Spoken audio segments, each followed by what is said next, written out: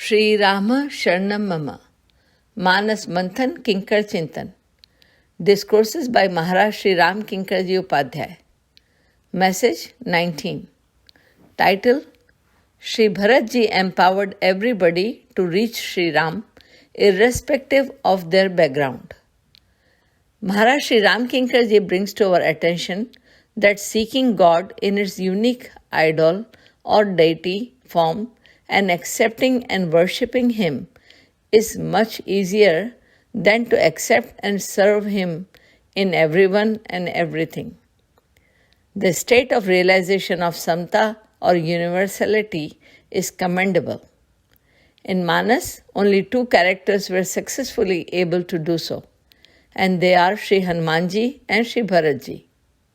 This concept of realization is also known as Abhed Anyanyata, or that is God in everything and everyone as a model to be worshipped. Shri Bharatji and Shri Hanumanji do not limit themselves in seeing only Shri Ram in Shri Ram, but realizing His presence everywhere allows them to bow down to greet whomever they meet. This raises a question. What is the benefit of this recognition? Shri Maharajji explained that both of them don't accept mamta or attachments and ahamta or egoism anywhere in their lives. Bhagwan Ram told Bharatji during Chitrakoot's visit that nobody can manage the kingmanship and handle the responsibilities of Ayodhya better than him, and Shri Bharatji didn't disagree. On other hand, Shri Vasishthaji and people of Ayodhya assumed that Shri Bharatji would object to this statement and would insist to Shri Ram to come back to Ayodhya ji. But Shri Bharatji didn't do this. He instead requested Shri Ram, Binu Adhar Mamto Shuna Shanti. Please give me some base to stand upon, as I cannot get peace or satisfaction without it. Maharaj identified this request of Shri Bharatji as revealing the biggest difference between Nirgun method, or to seek God internally, and Sagun Upasana, or method to find Him externally. In Nirgun Upasana, there is no need for any base to stand upon. Without any support from outside, the aspirant has to elevate himself to go further in their journey using self-practiced knowledge acquired in this methodology to reach God. Those who practice this method, they appreciate it and work wonderfully for them in their realization of God. With this Niralam Bhav, which doesn't require any external base, utilizing internal power, Shri Hanumanji jumped and used an air route to cross the ocean to go to Lanka. He had the capacity and choice to walk anywhere on water, air, and land. This signifies that he is a master of Gyan Marg or knowledge method, Bhakti Marg or devotion method, and Karma Marg or action method. Hanumanji is very special, who is capable of using any type of marg or route, and this is what gives him total completeness. Maharashi further explains about Nirgun Marg, which doesn't require base support, versus Sagun Marg, which prescribes either Naam or name chanting of God, Roop or worshipping of idols, and Guns or listening to His qualities. A sadhak can practice any of these as a method to rise up in his spiritual journey. In Sagun Bhakti, it is believed that without any support of these, an aspirant would be baseless and fruitless. On the other hand, if one relies too much on external support, that also is not expected and desired. Those who leave all support for their spiritual journey still need some base to stay grounded. If taking support of a shoulder of somebody or using a stick to walk still requires support of the ground. Shri Bharatji possesses all these modes of bhakti, which supports his all-round devotion.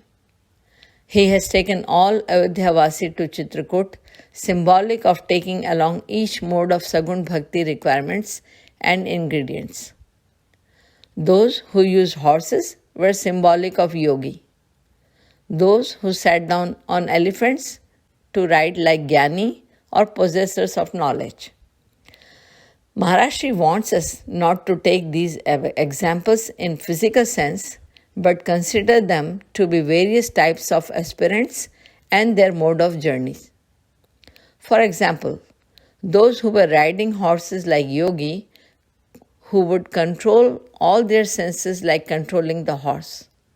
This reflects like conquering their mind and body to get to complete trance with full control to ride in the direction of reaching God. Those who were riding elephants are symbolic of rightful thinking. These types of aspirants can control their thought process and are able to ride on elephants like thoughts in seeking God. These can be classified as Gyani aspirants. Those who were riding on chariots followed the law of Dharma, and since Dharma is symbolic of chariot in Ramcharitmanas, these folks are believers in performing various yajna and doing good karma, hence they are karma margi aspirants. Then lastly comes the bhakti margi devotees, who sit in palki or palanquin, like mothers of Sri Ram did, and they didn't use any of their own efforts. 4 men lifted them to be carried towards Sri Ram. It is said about them, Jai Sameep Rakhi Nishdoli, Ram Matu Mridu Bani Boli. Sibika Subhag na Jai Bakhani, Chadi Chadi Chalat Bhai Savrani. Palki is the most comfortable mode of transportation in which someone else walks for you and the passenger reaches without exerting any own efforts. You ride on somebody else's efforts to reach your destination. In a nutshell, Sri Bharatji has arranged for everybody suitable rides based on their specific capabilities, requirements, and personalities for Chitrakoot to meet Sri Ram. This was possible as he had all assets available for him. He is Gyani, he is yogi, he is a devotee, and he is religious or dharmic. The most important characteristics of Sri Bharatji is that in spite of being possessor of all qualities, he himself chose to walk to reach Chitrakoot. Goswamiji loves this quality of Sri Bharatji. Bharatji arranged and made sure all others were comfortable, but for himself, he chose to walk all the way to Chitrakoot. Someone asked Bharatji, what is the significance behind his walking? He answered, whatever each Ayodhyavasi preferred based on their mode of worship, they opted those compatible modes of ride to travel to Chitrakoot. They have earned wealth from their penance and can afford by doing so. But the one who is nisadhan or incapable of doing any penance can't afford any ride of chariot, elephant, horse, or luxury of sitting in palki. He classified himself as having no quality and ability to earn and deserve any suitable for those rights. And therefore, he had no choice but to walk instead towards Sri Ram. Maharajji trumped this response as Sri Bharatji as nisadhanta, or inability to perform any type of sacrifice or penance to reach God. He says that Sri Bharatji takes no credit for any efforts to reach Sri Ram and considers him as sadhanheen or devoid of any quality in him. This is what makes Sri Bharatji so unique. In conclusion, Maharashri glorifies the character of Sri Bharatji, who is a real saint of Ramcharitmanas. He gave deserving credit to everybody, made them comfortable, considered them qualified and equipped with sadhan. He himself joined the journey as a nisadhak, or walked all the way to reach Sri Ram.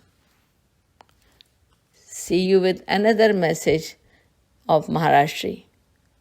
Jai Siya Ram.